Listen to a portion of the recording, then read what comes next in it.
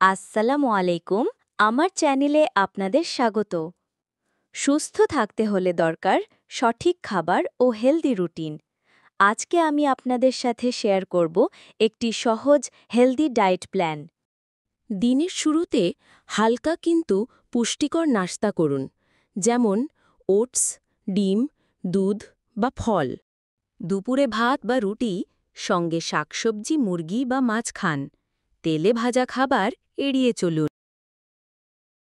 বিকেলে চিপস বা fast food না খেয়ে বাদাম, দই বা ফল খান।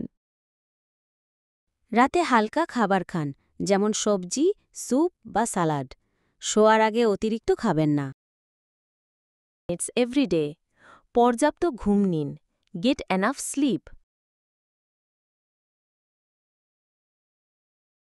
সুস্থ থাকতে চাইলে আজ থেকেই হেলদি ডায়েট আর রুটিন শুরু করুন। ভিডিও ভালো লাগলে লাইক, শেয়ার আর সাবস্ক্রাইব করতে ভুলবেন না।